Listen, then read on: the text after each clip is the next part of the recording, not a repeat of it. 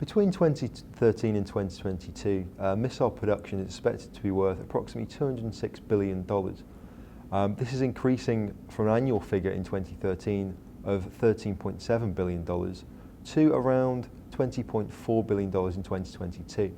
This increase is driven by the production of new missiles coming through, such as the SM-3 Block 2A, and also THAAD, for example.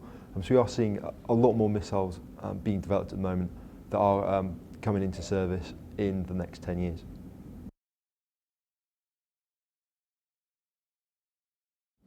The leading missile manufacturers are currently Raytheon and Lockheed Martin. Lockheed Martin are currently first with $32.6 billion, and Raytheon slightly behind with $31.5 billion. Lockheed Martin's growth is really driven by their land-based air defence capabilities and their missile defence interceptors. THAAD and PAC-3 are the main two. These actually account for 60% of Lockheed Martin's missile revenue during the forecast period. And PAC-3, they're actually going to produce approximately 1,200 units through 2022. So this is a major driver of their business at the moment. For Raytheon, air-to-air missiles play a major part, with AMRAAM and AIM-9X alone worth $8.5 billion over the next 10 years. The SM-3 program is expected to be worth $8 billion through 2022. So again, this is a very significant program. Lockheed Martin tend to have a focus on ground-based, whereas Raytheon have a focus on naval-based.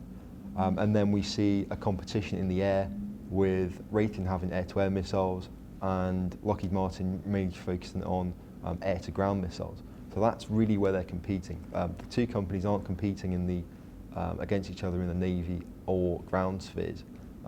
The main competition between the two tends to be in the air.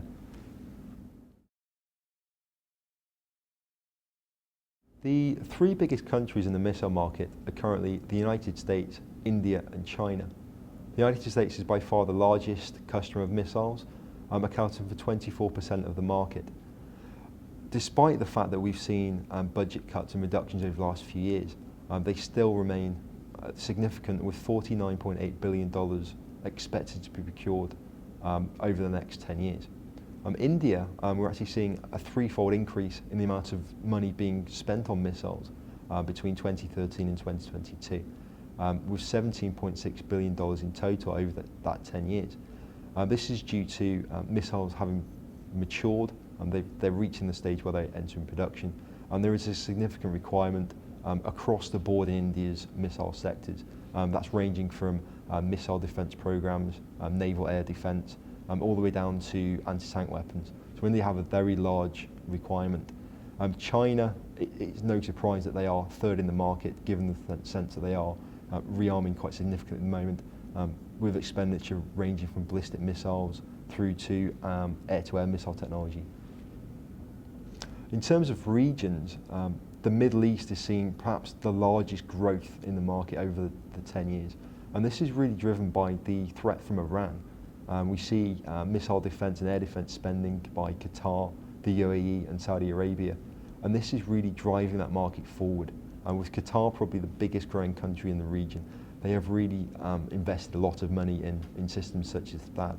So we will see those being delivered over the next 10-year period, which will significantly boost the spend in that region.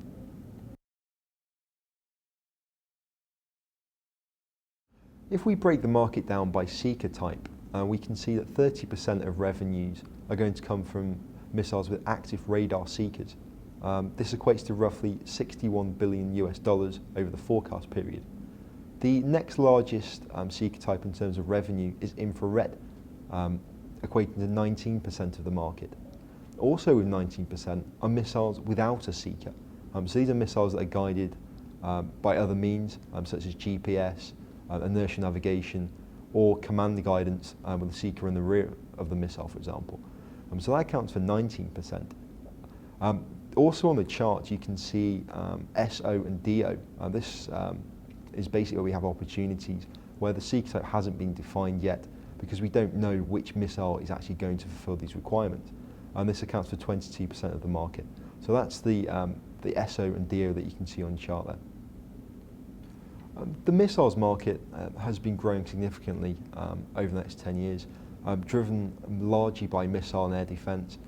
We see significant threats from ballistic missiles and the efforts to counter those, and we see many interceptors being produced, and this is a very large driver of revenues. So we're going to see a lot of procurement over the next 10 years, and missiles remain a very key component of any force. So that market remains strong and will be buoyant over the many years to come.